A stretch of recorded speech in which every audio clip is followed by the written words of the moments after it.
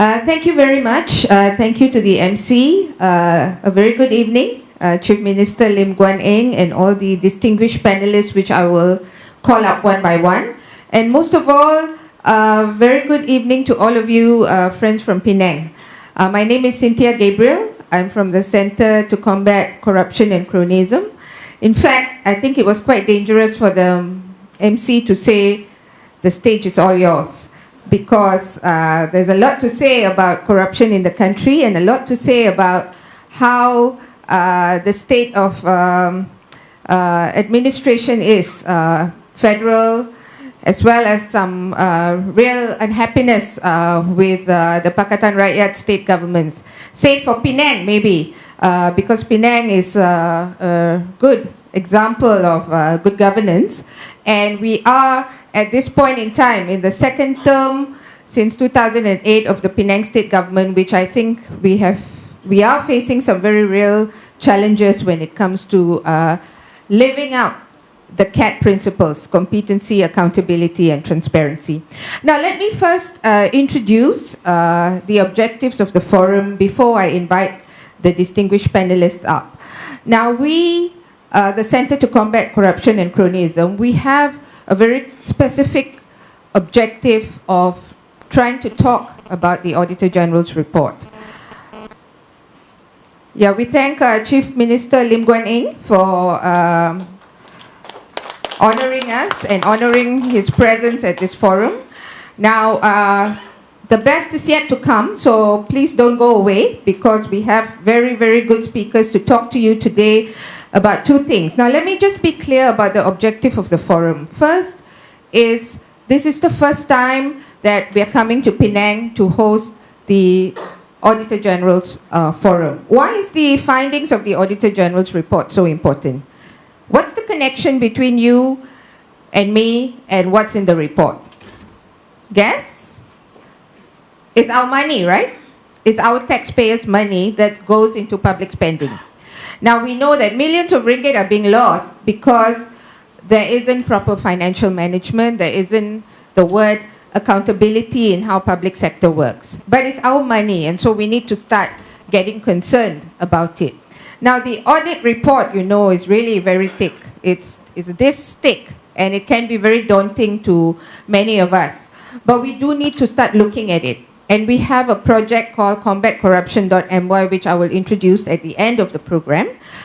The second objective is for us to understand the role of the different institutions that are involved in studying the findings of the report. So that's why we have distinguished panelists to talk to you respectively about the different institutions involved. For example, Public Accounts Committee, MACC. When does MACC come into it? It's quite common to blame MECC for everything, because all we want to see is the corrupt wrongdoers nabbed. And we think that MECC is going round about and not really catching the big fish. But MECC will tell you that there are certain limitations, certain powers in which they need to abide by, and so on and so forth. So it's going to be a very interesting discussion. May I start the ball rolling by inviting Datuk Nur Jazlan to please come on stage.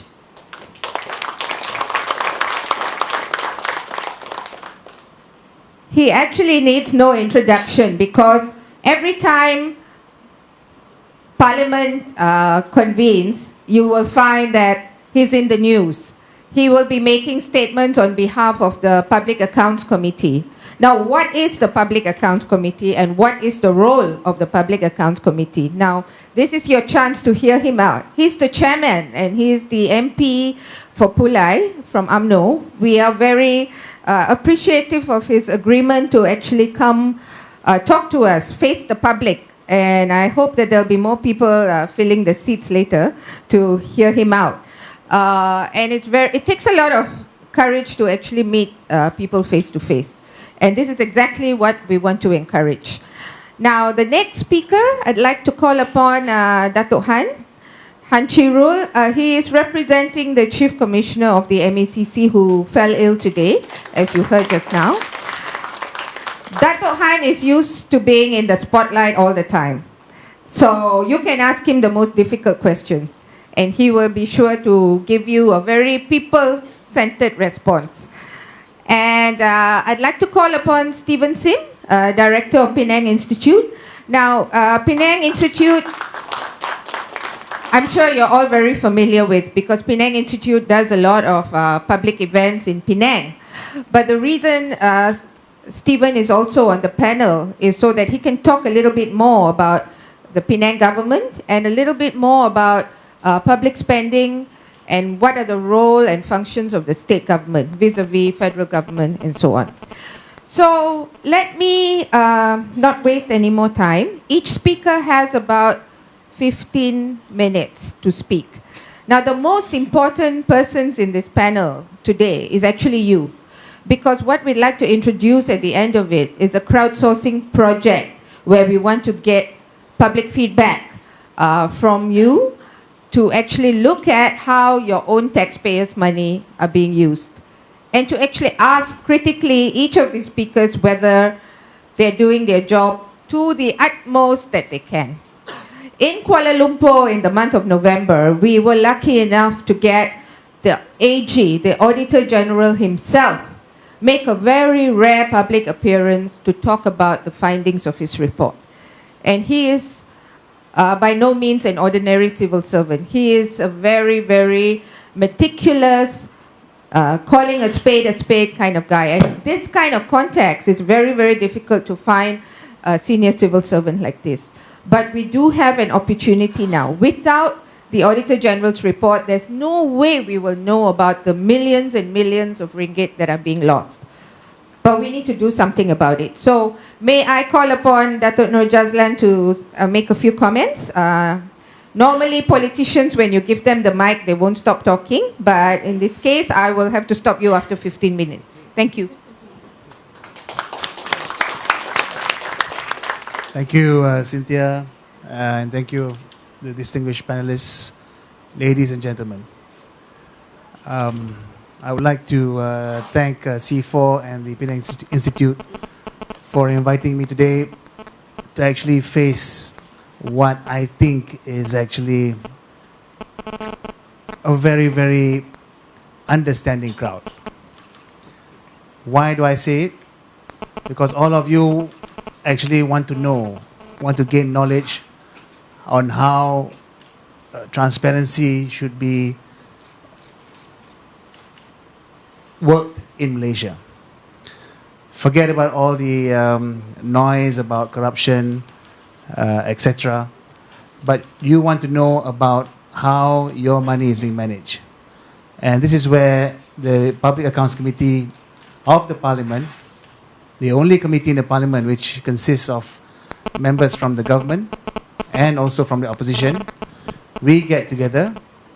We perform our role, which is to basically scrutinize the Auditor General's report, a factual report, which is based on investigations done by the Auditor General's department, using sound principles, using due process, to come up with a report which is as objective as it can be. And then what we do at the PAC is we try to look at the report as independently as we can, because we're not involved in the process of investigating the departments, of actually preparing the report.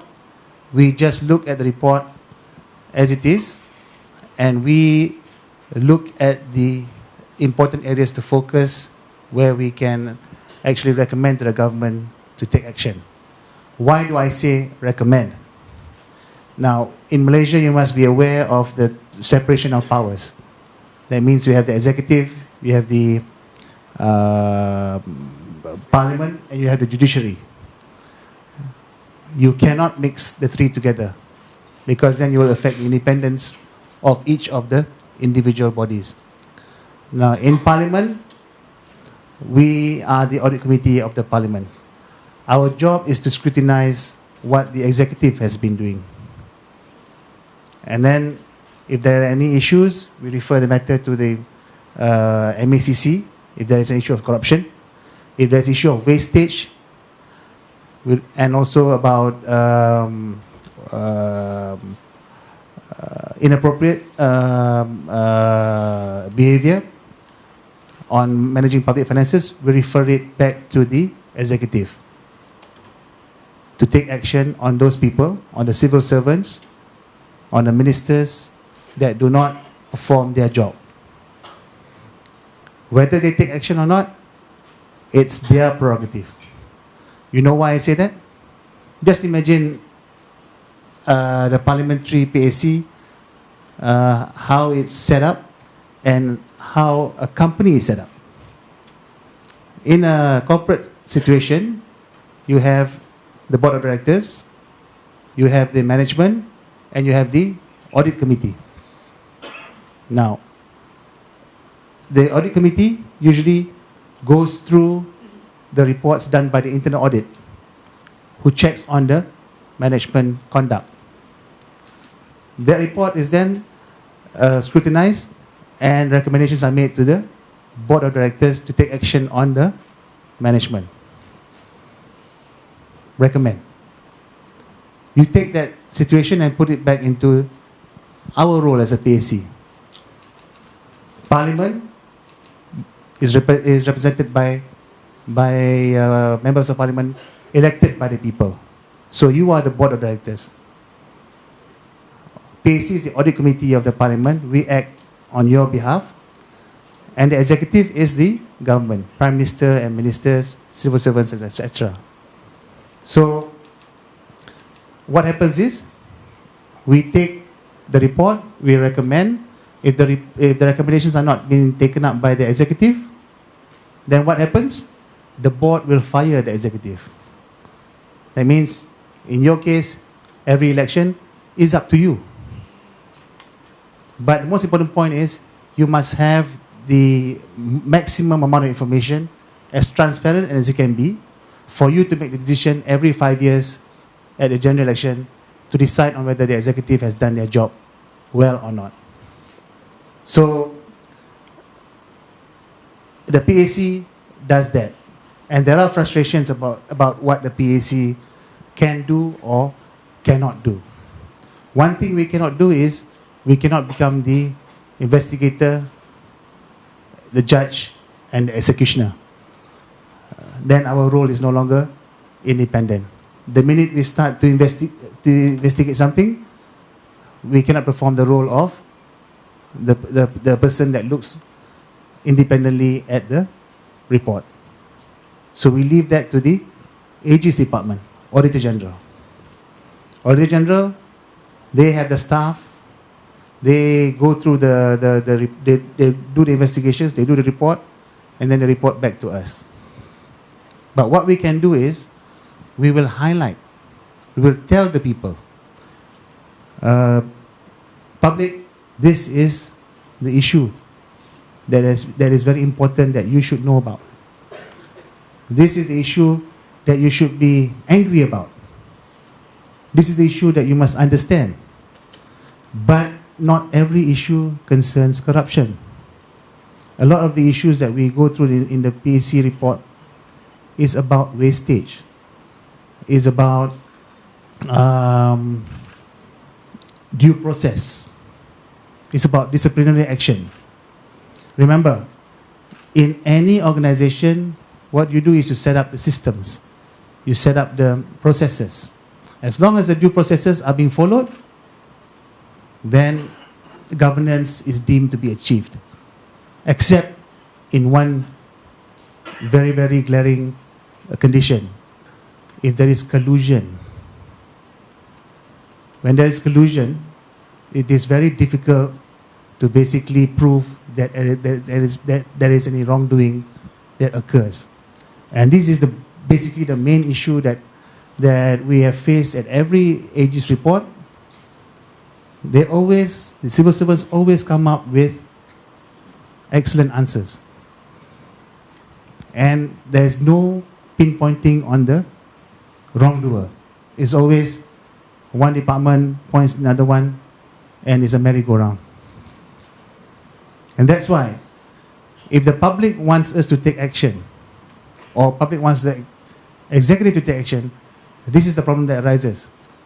You must be able to gather evidence on a wrongdoing that can stand up in court. I think the MACC also has this problem, where to go forward to from a case, from investigation to prosecution, you need to be complete in your evidence gathering. And I can tell you one more thing too. If you ask me whether the MACC should have prosecution powers, I don't agree, because then they don't become independent. Their job is to investigate, gather evidence, and then prepare the paper to be sent to the AG, Attorney General, for the Attorney General to prepare for prosecution. Remember, separation of powers, independence.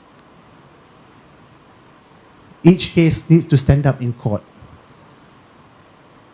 And evidence gathering will be made difficult if there is collusion in the system.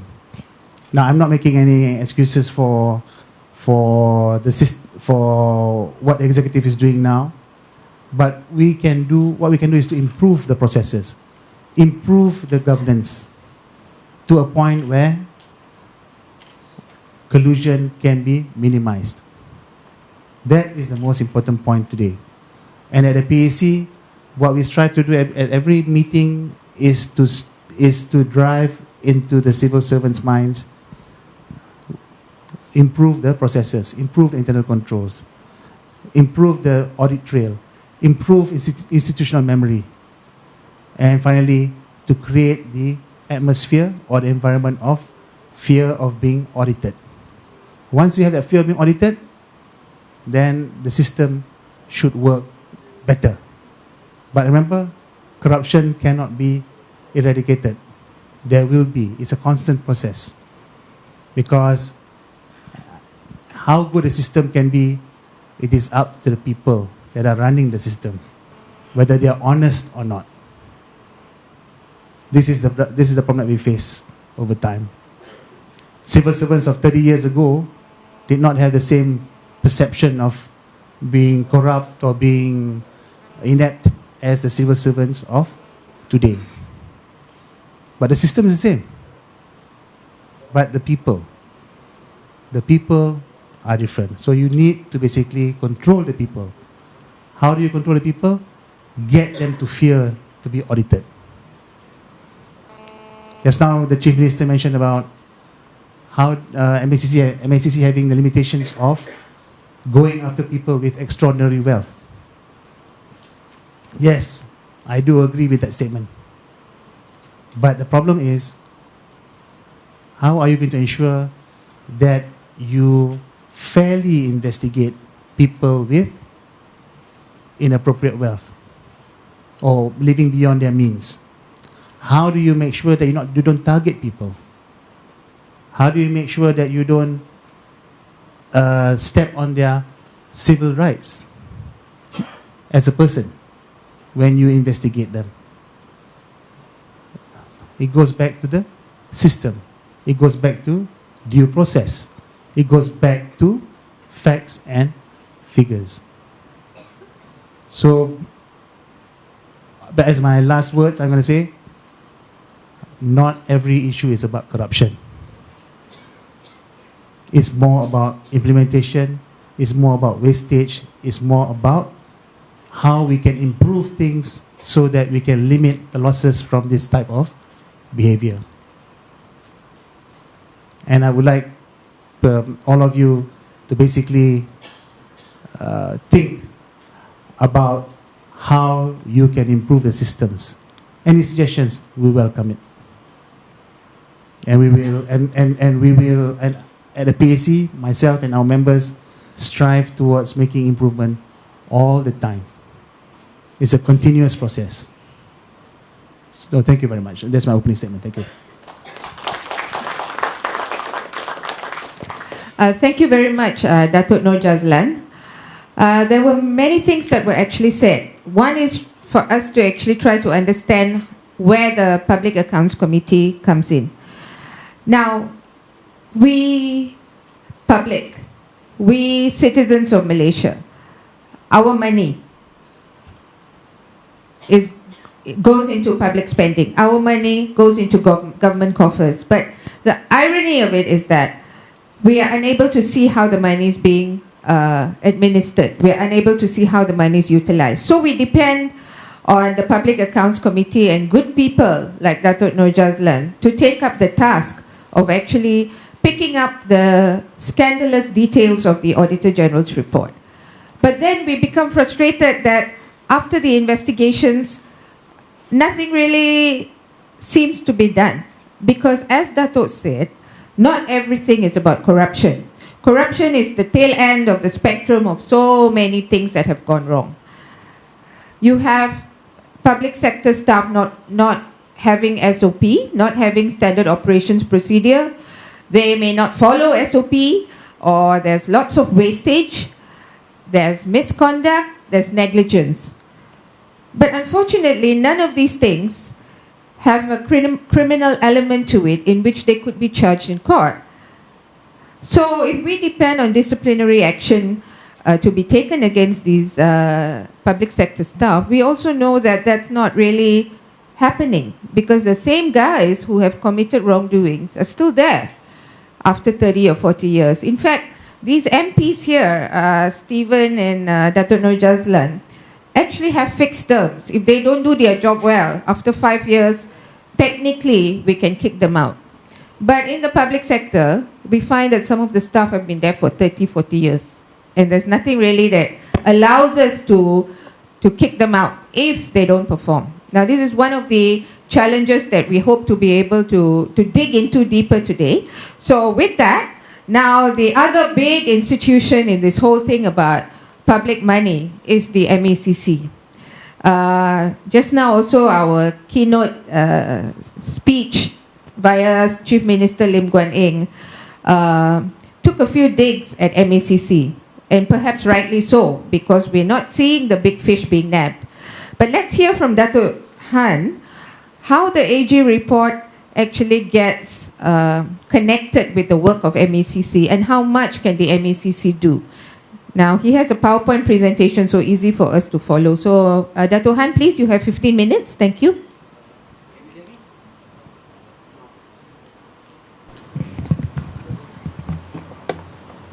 Okay, can you hear me? Okay, first of all, I would like to wish everybody a good evening. It's just unfortunate that my Chief Commissioner has fallen sick. He has a heart problem and he was not advised to fly tonight. Okay, it's unfortunate because he would really love to meet you all, and listen to what you have to say. Having said that, I would like to say this. I am not a speaker, so to say.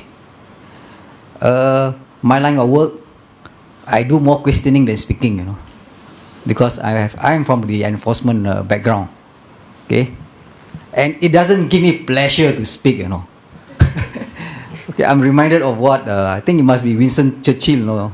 He once said that he never starts his speech by saying it's a pleasure to speak, but he was forced to break with tradition on one occasion, I think in a private gathering, when he was asked to talk on the topic of sex.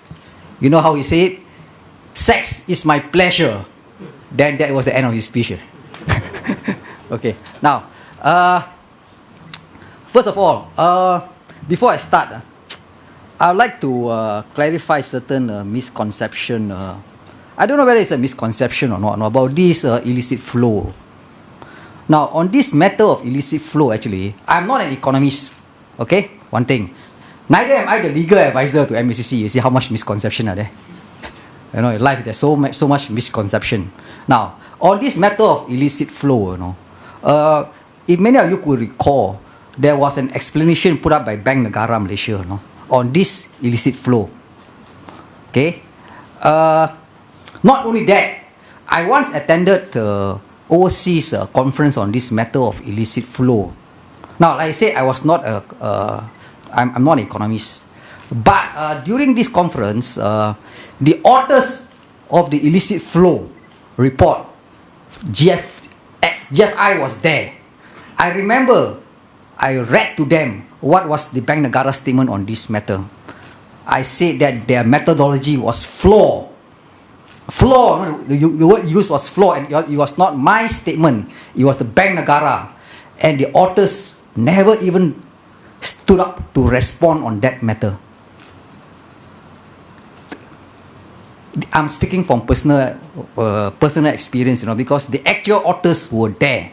Now, basically, Bank Negara explanation was the methodology did not take into account our exports through the export hubs. Now, Malaysia is one of the I think the third or fourth major trading nations in the world. So this question of illicit flow, it comes some sort like this, Let's say the Ministry of Trade Japan, they will report that export from Malaysia 80 billion.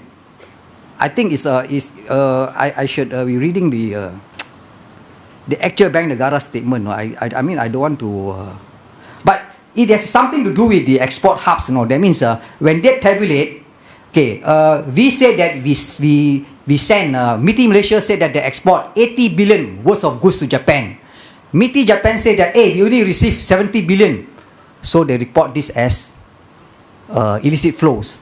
But what happened was, when Malaysia did our tabulation, we also took into account goods that was exported to export hubs like Hong Kong, Singapore before going to Japan. But Japan, they tabulate those that come direct from Malaysia. Those that come via Singapore, Hong Kong were excluded. So there was a discrepancy there, which this GFI did not take into account. It was a very serious methodology flaw, and till today they have not explained it. Bank Negara estimation was, I think, as much as 70% of what was recorded as illicit flow was due to the fact that our export done through export hubs, especially Singapore, Hong Kong, were not taken into account. The other question which I raised, I remember, was if there was so much illicit flow to US, Japan, then these countries are involved in money laundering. Why is there nothing done about it? It makes sense, right? If there's so much money flowing out of Malaysia, and then even you find countries like Bangladesh, a lot of illicit flow. I mean, with due respect, are there so much money laundering in countries like Bangladesh, that goes overseas? What kind of economy is Bangladesh sustaining? So these are methodology flaws which has already been explained by Bank Negara. If you really want to check the website, I think you'll find the explanation there. Okay. Like I said, I'm not an economist, I can't really explain it, but there is a serious methodology flaw in the GFI which was pointed out to the authors, and they did not even respond or stood to defend themselves on the statement made that your methodology is flawed. Okay, thank you. Now, back to the Auditor General. Okay, this is not moving. Okay. Now, if you look, every year when the Auditor General report comes out, not only you are interested, the MAGC also is very interested. We want to know what happened, what has gone wrong, because we also try to look to see what are the corruption offences. But what normally comes out from the Auditor General report, of course, is discrepancies in the use of funds, questionable purchases and supply of goods not according to specification, wastages, leakages, misuse of power, abuse, negligence in management of assets, misdemeanors, lack of supervision, monitoring, non-compliance to financial regulation, delay implementation, cost overrun, double payments. You look, there's a whole list there, but somehow the ball is kicked into MACC's court, rightfully or wrongfully. Okay, now, when we talk about corruption, this is Transparency International. It's an academic way of defining it. Sorry, move. Okay. What is important is from the legal perspective or the enforcement perspective, see, our MACC Act, it doesn't try to define corruption, but it spells out instances, where certain actions are being criminalized for corruption, such as abuse of power, position, use of documents containing false material particulars, active bribery, giving a bribe, passive bribery, receiving bribe. And then when we talk about criminal offence, in every criminal offence, okay, it is basically a crime. What is a crime? It's an act that is defined in law, by statute or ordinance as a crime. Of course, for a crime to exist, you need two main elements. That's normally the mens rea and the actus. These key elements must be present for a crime to exist, for some kind of criminal action, you know. Okay, I don't want to go into this the various offence under the MACC Act, because I believe most of you has an adequate understanding on this. Okay, next. Sorry, next. Okay, next. These are various offence under the MACC Act. Next, please. Okay. Now, what I want to say is this, you know. Suspecting corruption is not enough. Elements to show corruption must be there. We have to, you see, in any auditor's report, there's always a lot of suspicion raised, you know. Buying things without going through proper procedures. Buying things in contravention of government regulation. But then, for us, we need to show some kind of gratification is solicited or paid, you know. Otherwise, it will become a mere disciplinary offence. And, you know, it's very difficult to show corruption, because it is a crime that is, you know, normally involve a very functional relationship. That's why you have people who come and tell you, I hear nothing, I see nothing, I know nothing. You know, looks like me, sounds like me, but it isn't me. So, you can't possibly, you know, make a case, you know. That is our question. Our problem. People say, hey, you go and look for the gratification. Easier said than done. Of course, you see, when they talk about payment, you see, you are talking about, are you going to look from the point of receipt or the point of payment? You see, but a lot of things are off-books records. It's not recorded. You know, people who generate cash, they have ways of making payments, you know, through third parties. They generate funds. They use offshore companies, you know, in terms of big projects. So it is not as simple as, you know, just saying, of course, you can always suspect there is corruption. But suspecting, of course, is one thing. You know, how to investigate, how to prove the matter is another. You need oral testimony. You need documentary evidence. You need people to come and cooperate. And of course, the law in our country is such that, you know, the person who pays the bribe, he is an accomplice. The court also will want corroboration. You know, why aren't you charging why is MACC not recommending for a giver to be charged, but recommending that person who received a bribe be charged? You know, things like this. So it is not such a straightforward case of, you know, corruption is not such a straightforward offence for you to prove. Okay, these are some of the cases. Okay, next, please, next. Okay, next. So, the other thing is, for instance, the misuse of power. Sometimes when we, for the layman, they always say, you know, when somebody misuse his power, misuse his position, you know, he use the official car for private, then you say, misuse of power, misuse of position. A layman understanding that is misuse. But under our anti-corruption law, we have to show that the misuse of power, misuse of gratification was to obtain, misuse of position was to obtain a gratification. You know, even a high court judge went to the extent of saying this, you know. Now, you have a civil servant who is provided with an official car. So every day he travel, you know, maybe from Bukit Matajam to Penang. He's provided the use of the car. Now, what happened is, on the way, he may like to divert, you know, to go and look at his coconut plantation. Oh, we said this is abuse of power, abuse of position. But the court will ask us, what is the gratification? What was it to, what did he when he misused a car, what gratification did he obtain? You know, he went to look at his coconut plantation. But looking at a coconut plantation is not gratification as defined in the law. Simple as that. That's why MACC, we want to introduce a new offence under the law, a case of public misconduct. Under offence of public misconduct, under the offence of public misconduct, we want to show, as long as the public servant, he's a public officer, he holds certain position, he was supposed to exercise his power and responsibilities in accordance with his position. He misconduct himself, okay? That means there's a breach of certain regulation in the office. This was done recklessly, in contravention of a government procedure.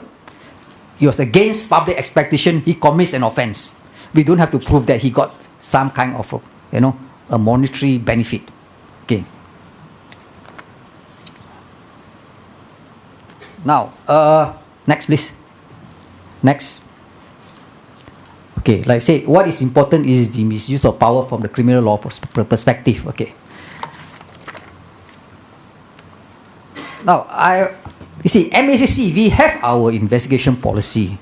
You see, our investigation policy is, of course, to procure evidence to ensure the successful prosecution of offenders, the seizure and the forfeiture of assets that is obtained through corrupt means.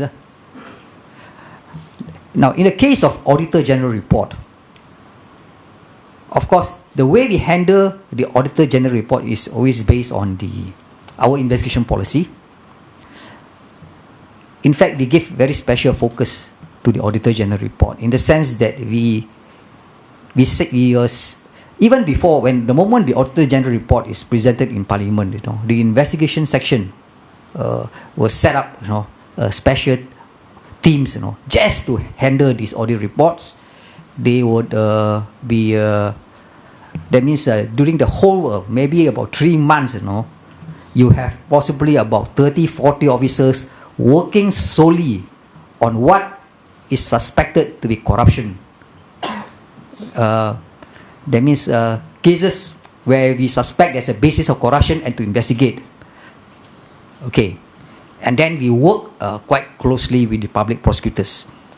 But sad to say, from our experience, was such that it has not been a very good return. In the sense that when you do business, you expect some profits or you expect some very good outcome. Our experience of investigating auditor reports, in the sense that to establish criminal offence and to charge people, is the return is not good. If we are a private or business organization, we would have closed shop. I remember in 2011, we opened up, I think, 26 investigation papers. But we only managed to charge 3 persons. In 2012, I remember, 2012, I believe, where we opened up 19, only ended up 1 person being charged. Of course, this is not to say that other forms of disciplinary actions, reprimands, have been taken. Okay, next. You see, this was something, of course, when we investigate, we also look at the system and procedure. Next. This was a case that was charged. Next. This was from the latest Auditor General Report, I think. This was in the 2011 report. Okay, next. Next. Okay, 2012 report, there was one penghulu that was charged, 52 charges for applying for subsidies of fertilizer using false document. Next. Okay. See, as far as audit report goes, MACC has always worked closely with the audit department. There's a, and at the moment, one thing I will say today, one major party is missing from this talk here today. That is the Public Service Department. The Public Service Department today has played a very prominent role in investigation of the audit report, especially on offences which were deemed to be administrative in nature. There are certain procedures that are put into place. Besides that, of course, the present Ketua Setiausaha Negara has also played a very prominent role, where he has made it obligatory, compulsory for the heads of the ministry and the heads of government department to personally meet the press, to explain, to clarify on issues that are identified in the audit reports. I think that is something that is very drastic, because that will ensure that the heads themselves personally have to be accountable. Okay, thank you. Thank you.